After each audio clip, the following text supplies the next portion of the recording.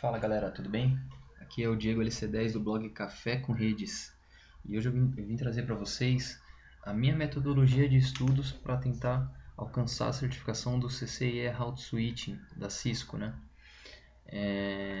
Na verdade, assim, eu utilizo algumas ferramentas no meu dia a dia, tanto para trabalho quanto para estudos, que me ajudam bastante na hora de estudar para essa certificação em si. A primeira delas seria o workbook do INI. Na verdade, todo o material do INI o INI, para quem não conhece, é o Internet Network Experts. É um site ini.com, né? É um site de treinamentos online em que eles oferecem diversos treinamentos para diversas certificações diferentes. É um site muito bom e os treinamentos deles são muito bons mesmo, só que são todos em inglês.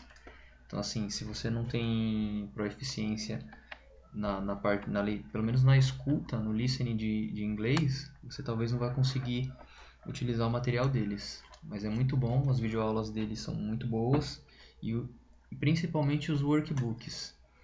O workbook, no caso que eu digo, é esse carinha aqui. Na verdade, o workbook ele é um PDF com cerca de 2.300 e poucas páginas aqui só de laboratórios. Então, assim, para você chegar nessa certificação do CCIE, o que você vai precisar? Primeiramente, você precisa ser um expert, segundo o pessoal do INE. Você precisa ser um especialista em tecnologia. Ou seja, não adianta você pegar e falar assim, eu conheço EGRP e, sei lá, nunca configurou EGRP na sua vida. Ou sei lá, sabe dar dois comandos de GRP, mas não sabe redistribuir rota, não sabe quais são os timers, não sabe como funciona o protocolo, a tecnologia em si. E é isso que eles te vendem. Eles vendem que com o material deles você vai conseguir ser um especialista. Com o workbook, você vai conseguir ir a fundo em todas as tecnologias que a certificação, pelo menos a que eu vi até agora, que foi a Route Switch, propõe. Então, assim, para você montar, primeiro, com esse workbook, você precisa montar uma topologia. E para montar essa topologia, você vai precisar ou de equipamentos físicos ou de equipamentos virtuais. E você tem algumas formas de montar essa topologia. A primeira delas, aqui no começo do workbook mesmo, ele mostra para vocês a topologia proposta para cada tipo de tecnologia. Por exemplo, eu tenho tecnologia de multicast. Ele tem uma topologia específica de multicast. O SPF, ele tem um diagrama específico de OSPF. BGP, tem uma topologia específica de BGP, em que assim, a topologia padrão não muda. O que vão mudar vão ser as suas ações e as suas configurações em cima da topologia. Então você tem uma... Vou dar um exemplo. Eu cheguei a fazer um laboratório que envolvia parte da rede EGRP, parte da rede OSPF, um BGP no meio dessa rede, e você tinha que redistribuir tanto o SPF quanto o IGRP dentro do BGP e fazer as redes se comunicarem. Show de bola. Um laboratório difícil até, mas compensa muito você aprender a fazer esse tipo de troubleshooting, esse tipo de configuração. Voltando aqui pro workbook. Eles te dão, né, eles te dão uma dica de como montar esses laboratórios. Então, no caso assim, o que eles pedem para você? Eles pedem how to build CCIE hack for CCIE Route Switching V5, né? Seria o V5. Eles pedem para vocês alguns equipamentos, né? São no mínimo 10 roteadores para cada topologia e um switch para interligar esses roteadores. Fisicamente falando, você vai precisar conectar até 20 roteadores, mais um servidor e um breakout switch, que é um switch de trânsito, digamos, entre switches físicos e switches virtuais, e 4 switches físicos, que esses switches você vai ter que conectar dentro do seu breakout switch que vai conectar nos seus equipamentos virtuais.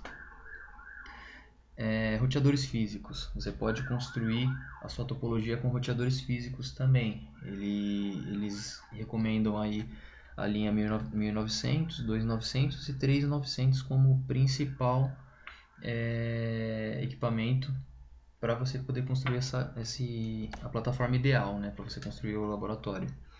Uma alternativa um pouco mais barata seria a linha 1800, 2800 e 3800, que é uma linha um pouco mais barata da Cisco, né? Todos eles com a iOS 15.3 ou 15.1 rodando, então você vai ter que ter uma versão de iOS específica para rodar todos os protocolos. Mas eu acho que esse não é o ideal, porque se você for utilizar, assim, durante a prova do CCIE, todos os equipamentos vão ser virtuais.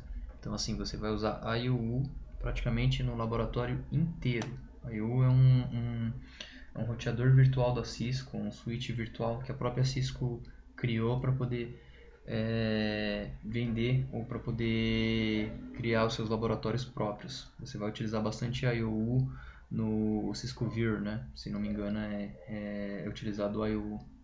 Bastante muito utilizado, né?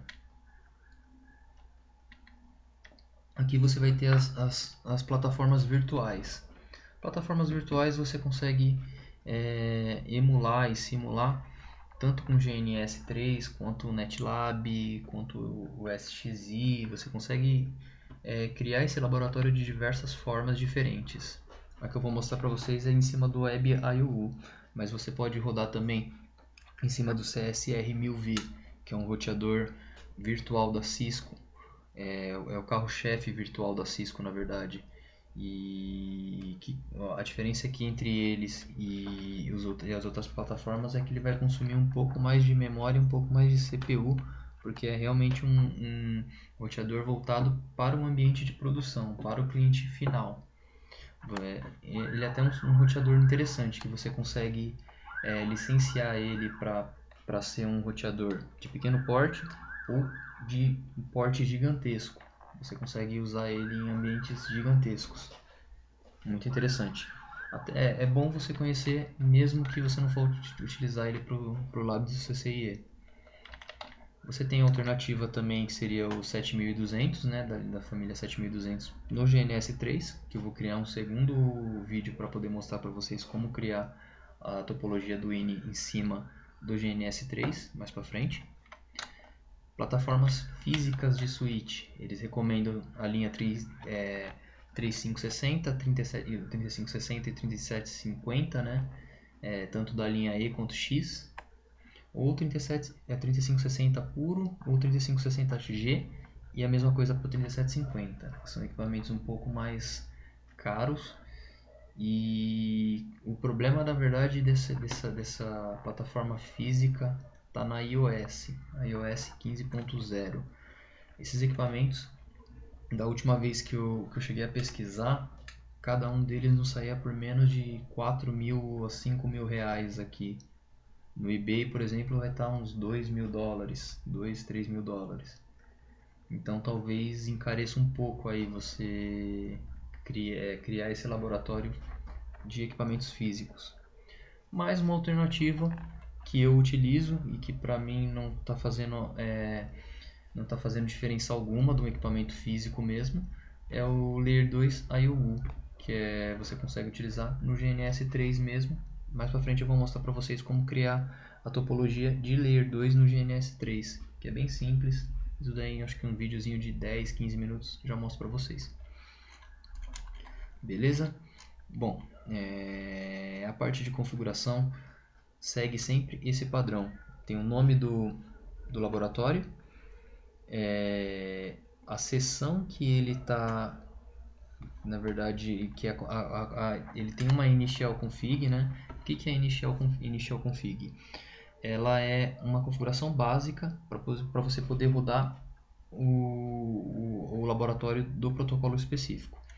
Por exemplo, Layer 2 Access Switch Port. Eu vou abrir aqui para vocês. Eu tenho as configurações de todos os laboratórios em TXT aqui. Então ele está falando aqui para mim que a initial config desse Layer 2 Access Switch Ports é o Basic Layer 2 Switching. Basic Layer 2 Switches é esse daqui. Então são 4 switches e cada um tem uma configuração básica para poder rodar esse laboratório. Ou seja, cada um não tem nada de configuração. Então eu vou dar um outro exemplo um pouco mais para mostrar para vocês. Eu vou pegar o BGP Full. O BGP Full você tem a configuração dos 10 roteadores aqui. E em cada um deles ele já vem configurado, por exemplo, com a loopback, a interface túnel dele já vem configurado para você, as subinterfaces você já consegue configurar. Tem alguns protocolos de roteamento, por exemplo o BGP, o IGRP, dependendo do laboratório. Às vezes você tem, sei lá, você tem diversos protocolos de roteamentos, prefix lists, route maps. Você tem diversas configurações que já vêm prontas praticamente para você rodar esse laboratório, para você não perder tanto tempo. Porque imagina assim, você tem um laboratório em que você vai rodar somente BGP, por exemplo, e você precisa da rede inteira conversando SPF com RIP e mais com IGRP. Até você configurar esses três protocolos para trabalhar corretamente para poder rodar o BGP, você já perdeu muito tempo. Então, assim, esses basic configs servem para isso, para já deixar o laboratório pronto com os três protocolos de roteamento conversando, e você só vai se preocupar praticamente com o BGP, ou aqui nesse caso com switch ports mesmo. O modelo de configuração segue esse padrão, ele te dá uma taskzinha, o que você tem que fazer dentro do laboratório.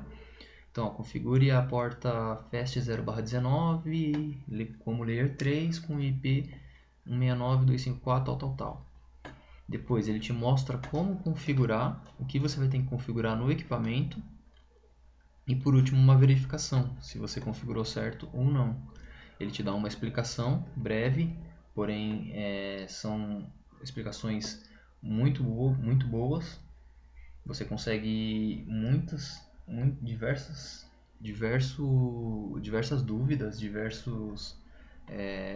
resoluções de problemas. Você consegue, aqui dentro do Verification, você consegue sanar. Você consegue entender o porquê que o protocolo está agindo de certa forma. E além disso, você vem aqui, você tem os testes no final, os testes que você vai ter que fazer para ver se realmente está funcionando a topologia do jeito proposto ou não. Ok? Vamos lá.